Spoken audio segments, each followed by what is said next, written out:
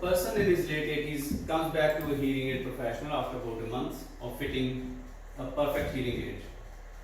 And the professional asks, "Hello, gentleman, how are you? Hope your family must be very happy and you're doing great. So, what's the problem now?"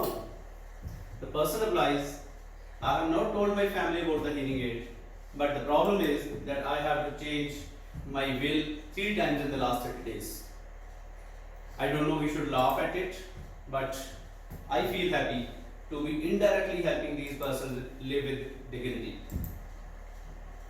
As we are working towards providing the hearing aid healthcare professionals with the best of the diagnostic devices, I am here who has been asked to share this struggle story of a 55-year young, and I will run you through it. I'm sure we all want to be an entrepreneur one day in life, and it is not difficult also. I can give you very simple mantras for that. For that, you just have to be from a small village, a government school pass out, where you learn ABC in the 6th standard, where you say walker talker instead of walked or talked, where teachers don't teach you what's the difference between home and house. You dream to become a doctor and come out as a diploma engineer, 21 years of age and about 200 rupees in your pocket. Very simple, isn't it? But at least that is how I started. Immediately after the college, I joined a medical equipment manufacturing company with no big dreams or no clear vision, I would say, what to achieve in life, and like any other ordinary 20 years old. So this way, I can say I'm an evolved manager and not a trained manager from any B school, and joined this job not knowing even the B of business, with the advantage that I had everything new and a lot to learn. Started as a service engineer, then sales engineer, product specialist, product manager, general manager, regional manager, general manager, and general manager exports, before finally bidding adieu. That was in the year 2009. That is how I spent about nearly 23 years in one company, but with different and varied responsibilities. It may be the bosses saw some potential in me or what, I don't really know, but they never let me settle in one role. They kept me moving from one position to another. Initially, it was the bosses who shifted me from one role to another, and I thought they are sort of troubling me and want me to leave the job, but it turned out to be good for me in the longer run. And eventually, it became a habit of not settling. Earlier, it was my bosses who never wanted me to settle in one role. Now it was me who never wanted to settle in one role. Every time I found that I'm getting comfortable, settling down in one position, immediately trained and created my replacement, and I moved on to a new challenge with new responsibility and, of course, new things to learn. And it became the first quality trait of success mantra, that is never settle. I always took the new roles or responsibilities without any fear. I don't know how I got this courage, but I always took it like that. And I firmly believed that there will be at least something new to learn. कुछ तो सीखने को मिलेगा. That is the funda I even today believe. कुछ तो सीखने को मिला. I always love to do some internships, even in the fields which are not even remotely connected with me or with my field. With the same approach, there will be at least something new to learn. Today, I am here to stand and speak before you, and I am here again with the same motive, कुछ तो सीखने को मिलेगा. So this became the second quality trait. There will be something new to learn and कुछ तो सीखने को मिलेगा. So it was not easy to not only survive, but also rise and grow in a private organization during those days. I had also to go through and faced a lot of problems and lot of challenges, but I have always faced them upfront with an approach to take the bull by its horns. And this became the third quality trait. Always take the problem, face the problem up front, and that is take the bull by its horns. When it finally looked like that I'm settling down in the job and no new role in the organization, this time it was me who could not settle and came out of the organization at the age of 44 years. And a 44 years young man ventures into an adventurous journey of starting an enterprise. It was towards end of 2009 that I started discussions with Labat International of Italy. Labat International was into manufacturing of volumeters, ABR SSRs, OAEs, and we set up a subsidiary of Labat that by name Labat Asia Private Limited in India in the year April 2010. It was again, I would say, a never settle attitude that when we were hardly about 2 years into trading, I thought why not develop our own products and start our own manufacturing. Why are we burdening the Indian buyers with high manufacturing costs from Europe, where these products are coming from, and heavy custom duties? And at the same time, one more thing was bothering me. Why are we wasting the country's valuable foreign exchange? Why, if we are manufacturing it here and it's made for the world, we can export and even earn some valuable foreign exchange for the country, and while at the same time saving from imports. And the second reason which was bothering me was, and I'm sure you will agree with me and wondering about, that India, being known for the best of the brains in the world, why it does not have any good product of its own, except in the fields of automobiles or pharmaceutical, or recently some mobiles that too, I don't know how indigenous they are, but then some mobiles have entered. Otherwise, you think of a good laptop, we don't have. Think of a good mobile phone, we don't have. A television, even a refrigerator. It's really surprising or at the same time shocking.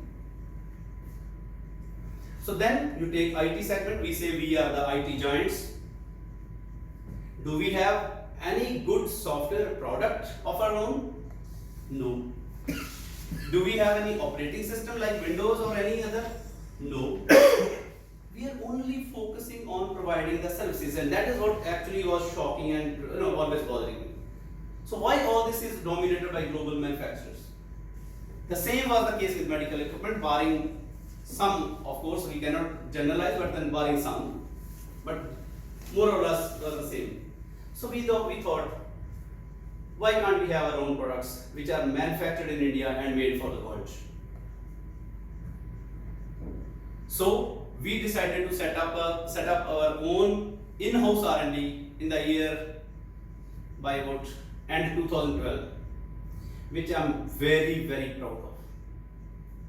I would say I'm lucky to have been joined by an R&D team which also believed in the same vision. This time, this team believes, excuse me,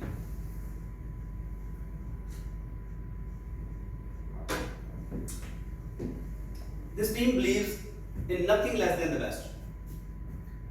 It is this quality addiction actually that drives them to not launch anything till they are fully satisfied. Nothing less than the perfect and keep improving is the DNA of our team and the company.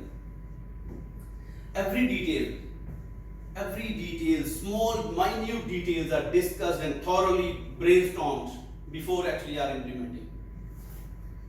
If I give you an example, just a gross, not a technical one, this example, the enclosure of this volumeter. Again, each and every job is done by the professional. This enclosure, while we were working, it took us about maybe a year to finalize the enclosure itself. Then professional was actually focusing more on, if a person is working long hours on this, the hands or the person should not get tired. The angle, the slanting angle should be such. Or the key operations example, if you take for example, they have to be certain, some minimum certain operations certified. So many examples. And that is the reason that is the reason that today we are able to offer a value for money products to the end users with international marketing. So we knew that getting into R&D was not easy. It needed a lot of financial and valuable human resources. The industry hardly had any government support in R&D finances, but we still ventured into and invested whatever we had or whatever we could raise from the banks. You know why? Because we were riding very high on our conviction that we will certainly achieve what we planned.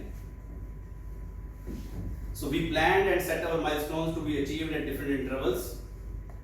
We thought and planned for audiometers and AVR range in the first phase. Our goal was to come out with this range in about 2 years' time, and then other products were to be followed soon. And never realized the fact that we are totally new to the domain. And can you imagine, our first milestone got stretched from 2 years to 6 years. And finally, it was in end 2018 that we were able to launch our first product, that is an audiometer. It was not easy, not easy. Needed tons and tons of patience to continue working without results so fast for so many years. We had to keep ourselves reassuring time and again that we would definitely achieve. It's not only me, the team, the whole team, we have to be reassured, and we passed through all those difficult times. So we had to forget the loss of small battles because we were fighting a war, and kept focus on our long-term vision and followed it sincerely, or rather religiously, I would say. So we believe that when you are after something with die-hard approach or fanatic determination, then all the right forces automatically align with you. So whatever you do it with fanatic determination. So that is another mantra. So by this time we had slowly acquired the majority share in this subsidiary, and today it is a totally Indian company with Labad International brand rights for the world. We already have implemented ISO 13485, audited by the toughest notified body in the world, that is BSI of United Kingdom.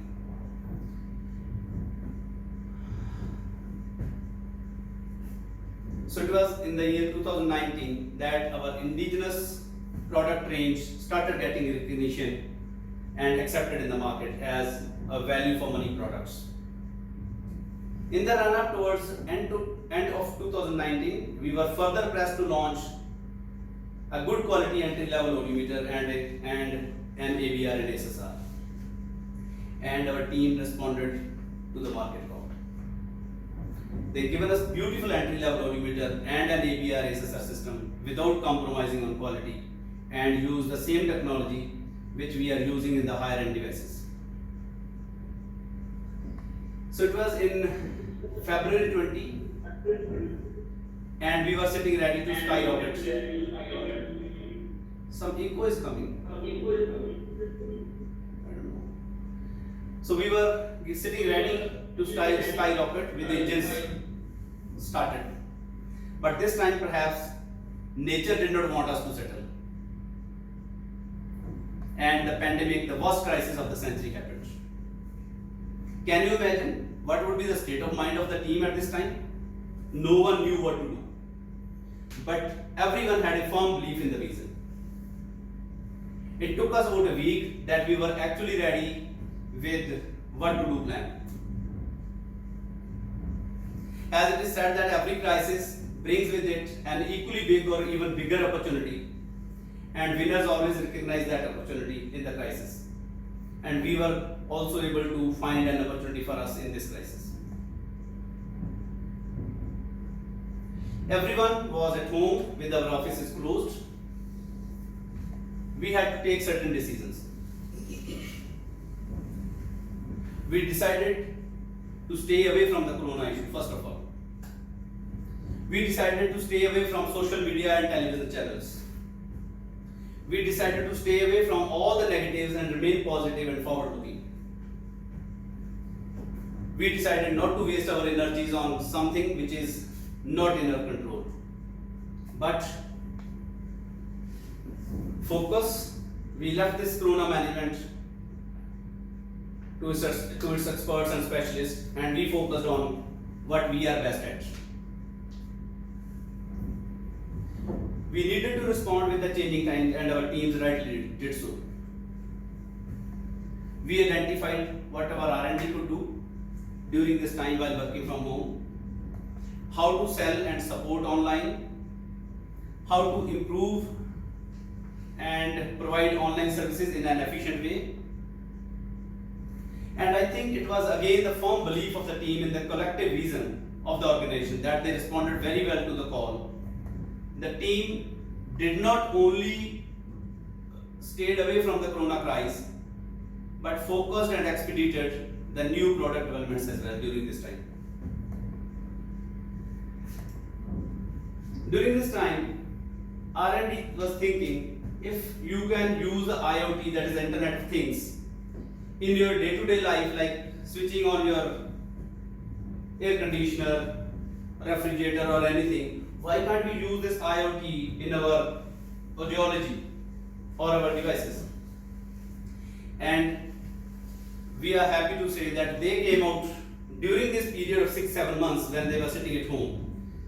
They came out with the two new technologies. They implemented two new technologies into our audio meters. One, a Bluetooth connectivity with our mobile, and they also developed one mobile application for the audio meter, wherein you don't have to touch the audio meter. You can operate the audio meter from mobile, and then the data can be synced to a cloud server, and then it can be accessible from anywhere in the world to anyone who is authorized to who has the access to it, or says to have the access to it. They also developed the blueprint for the Wi-Fi audio meter, which can be remotely controlled from anywhere. Example, the audio meter is lying in some other remote location, some supposing in USA or any other country or anywhere else in the country, and then you sitting in different position and different location, and then you can really operate it and perform the test in real time. And then after doing the test, the data is again available on the cloud and accessible to anyone who has the authorized access to it. So that way I would say we utilize this pandemic in a positive. Then for the sales and service, with no physical visits possible, we use this work from home time and launch our own YouTube channel for Lavaat, wherein we today have online service and installation support with how-to videos, online warranty registrations, product operation videos, and many more. The vision was not only to support the customers, our customers during this difficult time, but also the vision was to reduce the carbon footprint with lesser travel, even when the pandemic is over. So it was an excellent team effort that we managed to come out of the tough times triumphantly.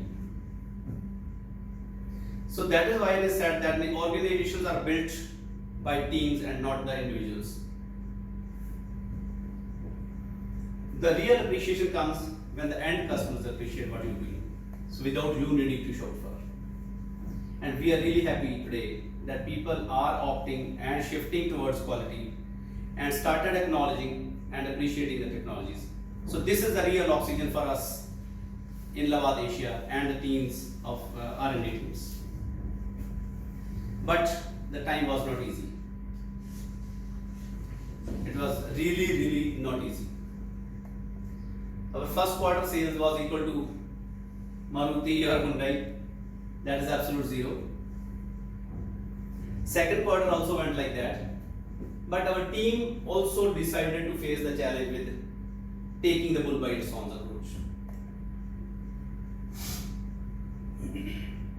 While everyone would like to forget this 2020, terrible 2020, I would say. But we Labathians, as we proudly call ourselves, would remember it for a lot of positives which happened to us. And the most important is that it helped us reinvent ourselves. Now that we have seen the success stories and some struggle stories of the industry, it certainly gives us the confidence that there is no dearth of talent in our country. So we have the human resources, but maybe not getting enough opportunities, or maybe not getting the right environment and infrastructure. But things are changing for the good of late. And I would say you are in a much better position than what we were when we started. Today, the governments also have identified and are focusing on the real issues the industry or academia and research institutes are facing, and the governments are coming out with schemes like Make in India and many more. Industry academia associations are becoming a reality wherein no research of any academician will go waste. So industry is coming forward. If you have the idea, there will be someone, of course there will be someone to convert it into a product. So we, the industry, all of industry, the Indian medtech industry, invite and encourage you all to get more and more into research, and there will definitely be some industry partner available to take it further to its logical conclusion and convert it into a good, useful product.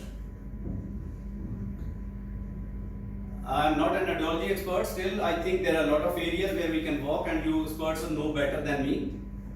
If you ask me, it may be a loud thinking, but some of them could be supposed how to make the hearing screening a totally touch-free, not touching the baby at all. How to do the tympanometry without troubling the baby with filling the pressures or anything like that. So think and come out with the ideas. So let us all get together and make this country as self-dependent and independent of imports as much as possible. Firstly, by two steps. One, by making the real import substitutes, and two, developing new innovative products and then taking it to the world. So let us all be vocal for local and local for global. So finally, to conclude, for you to become a successful entrepreneur, so you probably need some of things which I already said. Never settle. 2, कुछ तो सीखने को मिलेगा, always keen to learn. 3, face challenges with take the bull by its horns approach. 4, follow your vision religiously rather with fanatic determination, I would say. Forget the loss of small battles while fighting a war. And finally, Rishta quality say addiction to quality. So with this, I can say, if a person like me can become an entrepreneur, why can't you? Thank you. If you have any questions, I'm available. Thank you so much, sir. Thank you for your valuable presentation and your time. I'm really happy to tell you that we have our 70 plus students who are listening to all the talks and your talk, and they are really inspired by you. So I would like to request Professor Satya Mahapatra sir, he is the Director of Institute of Health Sciences and Zonal Coordinator, Eastern Zone, Rehabilitation Council of India, to give a vote of thanks. And even as I would just say that all the events along with the entrepreneurship session, there was again one event for innovation also, and our students have given different presentations in front of some scientists, and like they have been judged for their presentation. So Satya sir will announce the names of the winners and give vote of thanks for them. So thank you so much, Sir Tarlochan sir, for giving us this wonderful talk. It was really nice. Thank you.